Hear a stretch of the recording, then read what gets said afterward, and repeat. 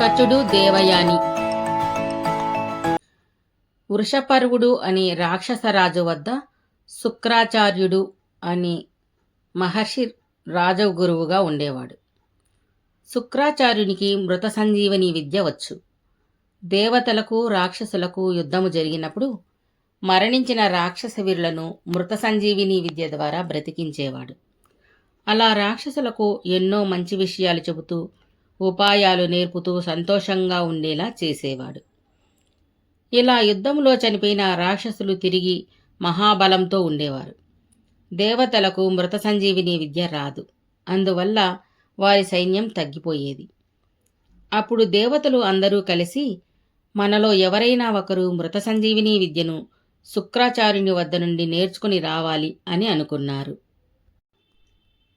అందుకు తగిన వారి కొరకు వెదకగా వారికి దేవతల గురువు అయిన బృహస్పతి కుమారుడు అయిన కచుడు తగినవాడు అని నిర్ణయించారు. అప్పుడు కచుడిని పిలిచి, నాయనా కచ, నీవు మిక్కిలి నీతి కోవిదుడవు, వినయ సంపన్నుడివి, నీతి నియమాలు సక్రమంగా పాటించేవాడివి కనుక నీవు మహానీయుడు అయిన శుక్రాచార్యుని వద్దకు వెళ్ళి అతని ఆదరణ పొంది అతని శిష్యుడిగా చేరు. ఆ శుక్రాచార్యునికి ఒక కుమార్తె ఉంది. ఆమె పేరు దేవయాని. నీవు ఆమెను కూడా శ్రద్ధగా చూసుకుంటూ వారికి సేవలు చేస్తూ మృత సంజీవని విద్య నేర్చుకునిరా అని చెప్పారు. అప్పుడు కచుడు దేవతలు పంపగా దేవతల మేలు కొరకు వృషపర్వుడి పట్టణానికి వచ్చాడు. అక్కడ మహానుభావుడైన శుక్రాచార్యుని చూచి నమస్కరించి ఇట్లు పలికాడు, ఓ మహర్షి, నా పేరు కచుడు. నేను బృహస్పతి కుమారుడిని. మీకు సేవలు చేసి మీకు శిష్యుడిగా ఉండాలని వచ్చాను. నన్ను శిష్యునిగా స్వీకరించండి అని పలికాడు. అప్పుడు శుక్రాచార్యుడు అతని ప్రియవచనాలకు, అతని సున్నితత్వ మనస్సుకు, అతని ముఖములోని ప్రశాంతతను చూసి సరే అని శిష్యునిగా స్వీకరించాడు. అప్పుడు కచుడు ఎవరు ఏ పని చెప్పినా బదులు చెప్పకుండా చేసేవాడు. చక్కగా పనిచేసి గురువుగారి మన్ననలు పొందేవాడు. అలాగే దేవయానికి కూడా అడిగిన సహాయాలు చేస్తూ అడవి నుండి ఫలాలు పుష్పాలు తెచ్చి ఇచ్చి ఆమెకు సంతోషంగా కలగజేసేవాడు. ఇది ఇలా ఉండగా కచుడు శుక్రాచార్యునికి ప్రియ శిష్యుడు అవటం రాక్షసులకు నచ్చలేదు. ఇది ఇలా ఉండగా కచుడు శుక్రాచార్యునికి ప్రియ శిష్యుడు అవటం రాక్షసులకు నచ్చలేదు. ఈ కచుడు దేవతల గురువు బృహస్పతి కుమారుడు. దేవతలు మనకు శత్రువులు. అటువంటి కచుడు ఇక్కడ ఉండకూడదు అని అనుకున్నారు. ఒకరోజు కచుడు ఒంటరిగా హోమధేనువులను కాస్తూ ఉండగా రాక్షసులు వచ్చి కచుడిని చంపివేసి ఒక పెద్ద చెట్టు బోదలో బంధించి వెళ్లారు. అప్పుడు సూర్యాస్తమయం అయింది. హోమధేనువులు ఇంటికి తిరిగి వచ్చాయి. వాటి వెనుక వెళ్లిన కచుడు తిరిగి రాలేదు. దేవయాని కచుని కొరకు చూసింది. తరువాత తండ్రి వద్దకు వెళ్ళింది. తండ్రి, హోమధేనువులు ఇంటికి వచ్చాయి. కచుడు ఇంకనూ రాలేదు. అడవిలో మృగాలు, రాక్షసులు, సర్పాలు మొదలైనవి ఏమైనా చేశాయేమో, ఏదైనా ప్రమాదం జరిగిందేమో అని అంది. దేవయాని చెప్పిన మాటలు విని శుక్రాచార్యుడు దివ్య దృష్టితో చూశాడు. రాక్షసుల చేత చంపబడి చెట్టు బోదలో పెట్టబడినాడని తెలిసి మృత సంజీవిని విద్యను పంపాడు. మృత సంజీవని విద్య వల్ల కచుడు బ్రతికి తిరిగి వచ్చాడు. శుక్రాచార్యుడు దేవయాని చాలా సంతోషించారు. ఇలా కొన్ని రోజుల తరువాత మళ్ళీ ఒకనాడు పూలు తెచ్చేందుకు అడవికి వెళ్ళాడు కచుడు. అడవికి వెళ్ళిన కచుడిని రాక్షసులు చంపారు. తరువాత ఇలానే వదిలేస్తే శుక్రుడు మృత సంజీవిని విద్యతో బ్రతికిస్తాడు అని కచుడి దేహాన్ని బాగా కాల్చి బూడిద చేసి ఆ బూడిదను మద్యంలో కలిపి దానిని తీసుకుని వెళ్లి శుక్రాచార్యునికి ఇచ్చి త్రాగమన్నారు. ఆ విషయాలు ఏవీ తెలియని శుక్రాచార్యుడు ఆ మద్యం తాగాడు. శుక్రుడు మద్యం తాగి మత్తుగా ఉన్నాడు. దేవయాని కచుని కొరకు చూసి చూసి ఎంతసేపటికి రాకపోవడంతో తండ్రి వద్దకు వెళ్ళి కచుడికి ఏదైనా ఆపద వచ్చిందేమోనని చెప్పింది. శుక్రాచార్యుడు సరేలే, జరిగేదేదో జరిగింది అన్నాడు. అప్పుడు దేవయాని, బృహస్పతి కుమారుడు మీ ప్రియ శిష్యుడు ఏమైనా కాని అని అంటారా? కచుడు రానిదే నేను అన్నం తినను అని దేవయాని ఏడుస్తూ కూర్చుంది. మత్తులో ఉన్న శుక్రాచార్యుడు మత్తు వదిలి దివ్యదృష్టితో ముల్లోకాలు, పర్వతాలు, మొత్తం ప్రపంచమంతా చూశాడు. ఎక్కడా కనిపించలేదు.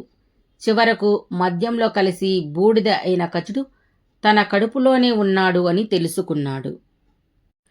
ఎంతో జ్ఞానం కలిగిన నేను మద్యం తాగి మత్తులో పడటం వల్ల కలిగిన కష్టాలు తెలుసుకొని ఇక మీదట ఎవ్వరూ మద్యం తాగరాదు, తాగితే మహాపాపం, దుర్గతి పొందుతారు అని శపించాడు.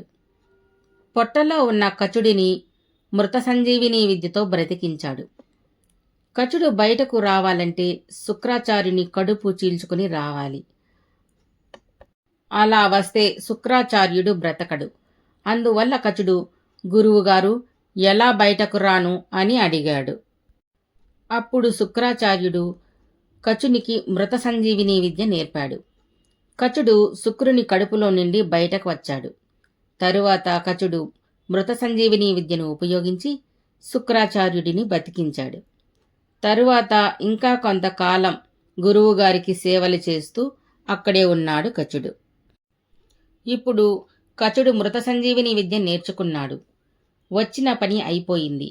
ఇక కచుడు గురువుగారి అనుమతి తీసుకుని స్వర్గలోకం వెళ్తూ దేవయాని వద్దకు వచ్చాడు. ప్రీతిపూర్వకంగా దేవయానితో వెళ్ళి వస్తాను అని చెప్పాడు. వెంటనే ఆమె చాలా బాధపడింది. ఓ కచుడా, నీకు ఇంకా వివాహం కాలేదు. నేను నిన్ను ప్రేమిస్తున్నాను, వివాహం చేసుకో అని అడిగింది.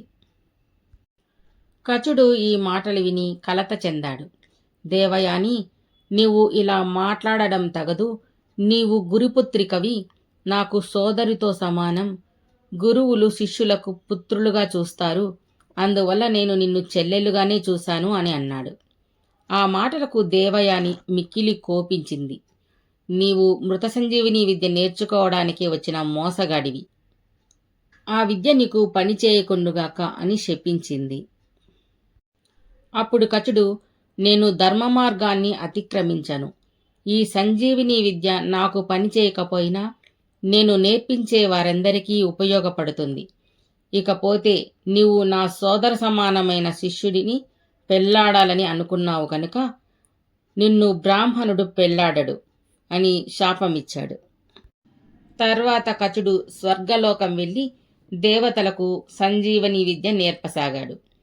కచుడు వెళ్ళిపోయిన తరువాత ఒకరోజు రాక్షసరాజు వృషపర్వుని కుమార్తె శర్మిష్ఠ 1000 మంది చెలికెత్తలతో దేవయానితో కలిసి అడవికి వెళ్ళింది.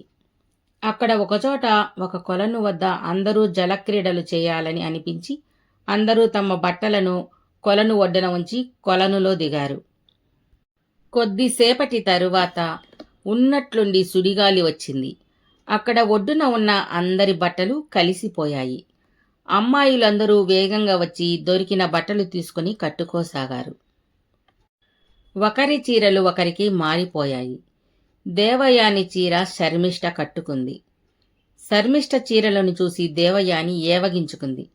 శర్మిష్ఠను చూచి, నేను శుక్రాచార్యుని కూతురిని, నీవు నన్ను పూజించాలి, గొప్ప బ్రాహ్మణ వంశంలో పుట్టాను, నీవు ఉప్పేసిన మురికి చీర నేను కట్టుకోవాలా అని అంది.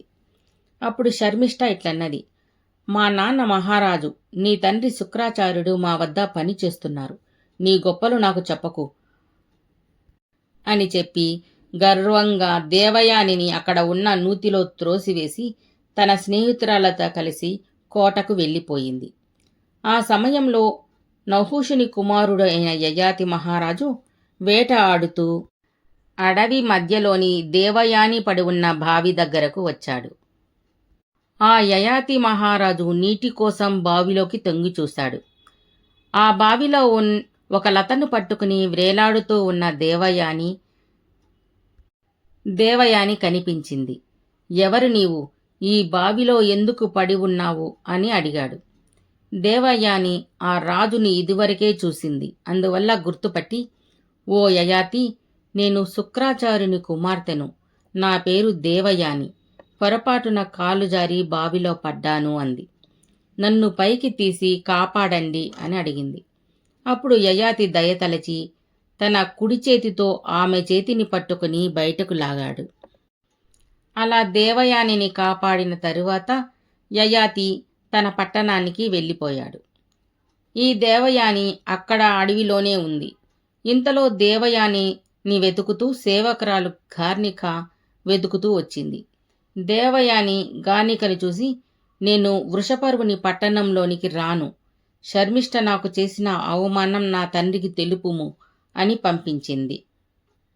గార్నిక కూడా వెంటనే వేగంగా వెళ్ళి జరిగిన విషయాలన్నీ శుక్రునికి చెప్పింది.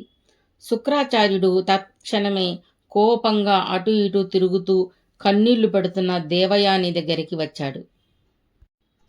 దుఃఖపడుతున్న దేవయానితో ఇట్లన్నాడు.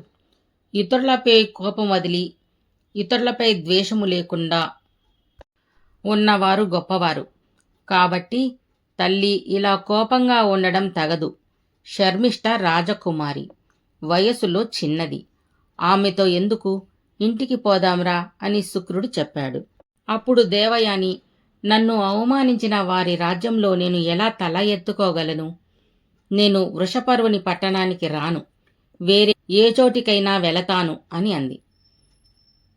అప్పుడు కూతురంటే ఎంతో ఇష్టం కలిగిన శుక్రాచార్యుడు, నాకు నీవుగాక ఎవరున్నారు తల్లి? నీతోనే నేను వస్తాను అని కూతురిని ఓదారుస్తూ ఉన్నాడు.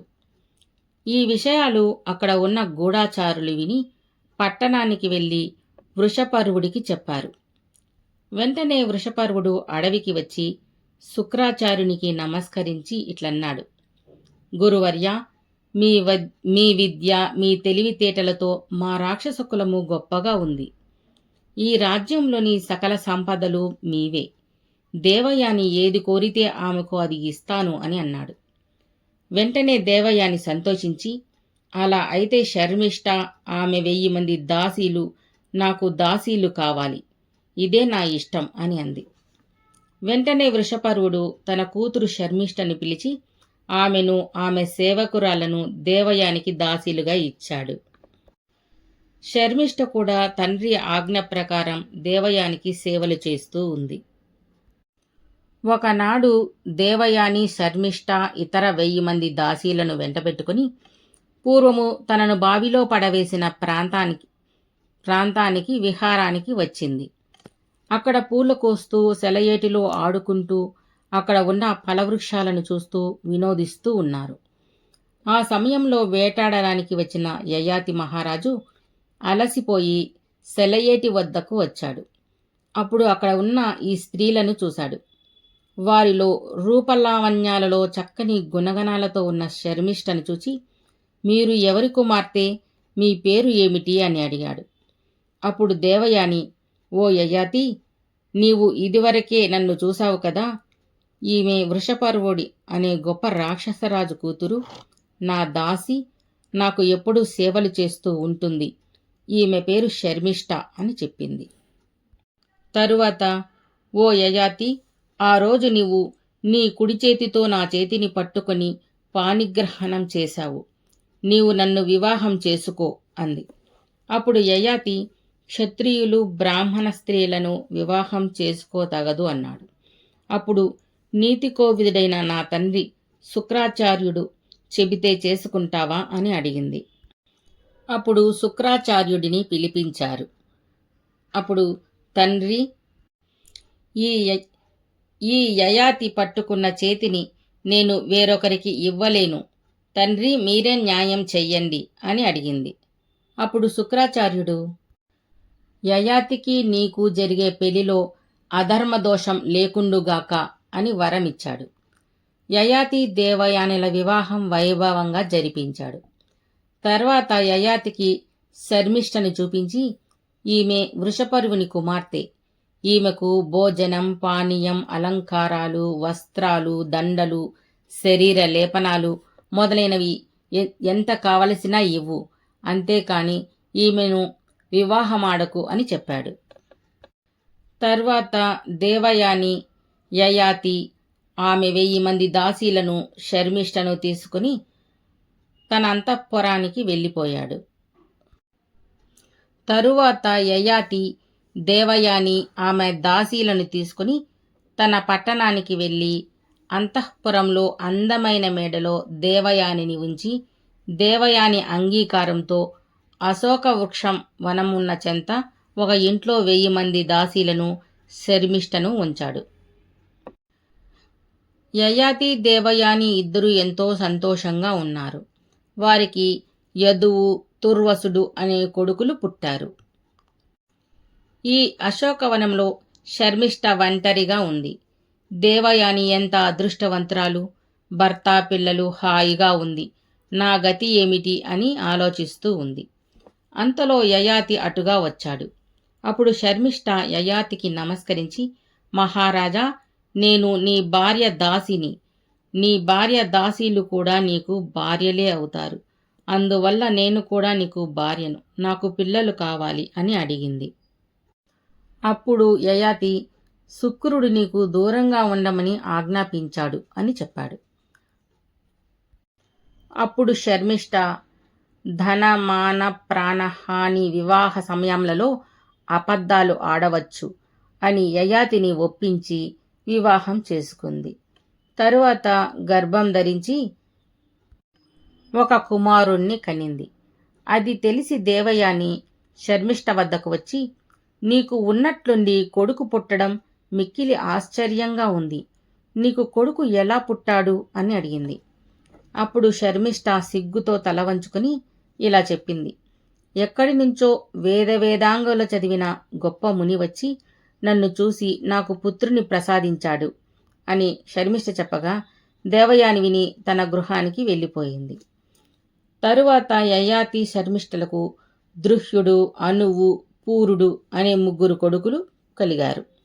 ఇట్లు ఒకరోజు శర్మిష్ఠ కుమారులతో యయాతి ఆడుకుంటూ ఉండగా దేవయాని తన సేవకురాలతో శర్మిష్ఠతో కలిసి అక్కడకు వచ్చింది.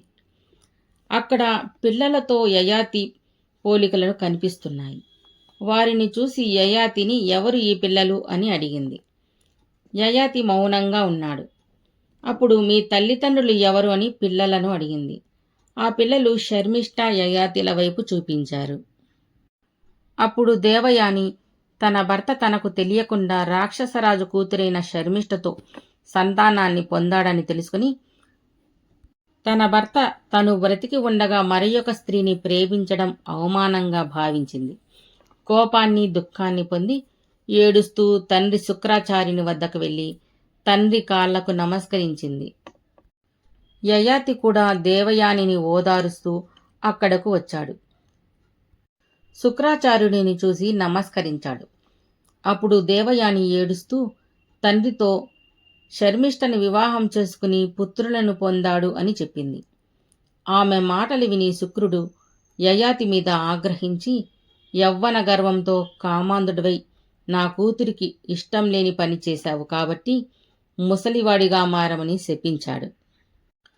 అప్పుడు యయాతి శుక్రాచార్యుని క్షమించమని, శాపం ఉపసంహరించమని చెప్పాడు. అప్పుడు శుక్రుడు, కుదరదు, కానీ నీ కుమారులలో ఎవరైనా నీ ముసలితనం తీసుకొని వారి యవ్వనం నీకు ఇస్తే నీవు యవ్వనవంతుడివవుతావు. నీకు ఇష్టము వచ్చినన్ని రోజులు అలాగే ఉండి తరువాత నీ ముసలితనం నీవు తీసుకుని వారి యవ్వనం తిరిగి నీ కుమారునికి ఇచ్చివేయి. అలా ఏ కుమారుడైతే నీకు యవ్వనాన్ని ఇస్తాడో అతడే నీ రాజ్యానికి అర్హుడు అని చెప్పాడు. తరువాత యయాతి దేవయానిని తీసుకుని తన పట్టణానికి వచ్చాడు. శుక్రుని శాపం వల్ల ముసలితనం పొందాడు. తల వనకడం, శరీరంపై ముడతలు పడ్డాయి, వెంట్రుకలు తెల్లగా మారాయి, ఉబ్బసం, పొడిదగ్గు, తలనొప్పి మొదలైన లక్షణాలు వచ్చాయి. అప్పుడు యయాతి కుమారులను పిలిచాడు. మీలో ఎవరైనా నా ముసలితనం తీసుకుని మీ యవ్వనం నాకు ఇవ్వండి అని అడిగాడు. అప్పుడు తండ్రి మాటలకు యదువు, తుర్వసుడు, దృహ్వి, అనువు అనే కుమారులు మేము తీసుకోం, ఎవరైనా తెలిసి ముసలితనం తీసుకుంటారా, మాకు వద్దు అన్నారు. అప్పుడు యయాతి వారిని శపించాడు. తర్వాత శర్మిష్ఠ చిన్న కొడుకు పూరుడిని పిలిచి ముసలితనం తీసుకుంటావా అని అడిగాడు. అప్పుడు పూరుడు సరే అని తండ్రి ముసలితనం తీసుకున్నాడు. వెంటనే యయాతి వయసుగా మారాడు. తరువాత 1000 సంవత్సరాల వరకు యయాతి యవ్వనంగా ఉండి తరువాత పూరునికి తిరిగి అతని యవ్వనం ఇచ్చి తన ముసలితనం తీసుకున్నాడు. తరువాత బ్రాహ్మణులు, క్షత్రియులు, మంత్రులు, సామంతరాజులు అందరినీ పిలిపించి ప్రజలు అందరూ చూస్తూ ఉండగా పూరుడికి రాజ్యాభిషేకం చేశాడు. పూరుడు మహారాజు అయ్యాడు.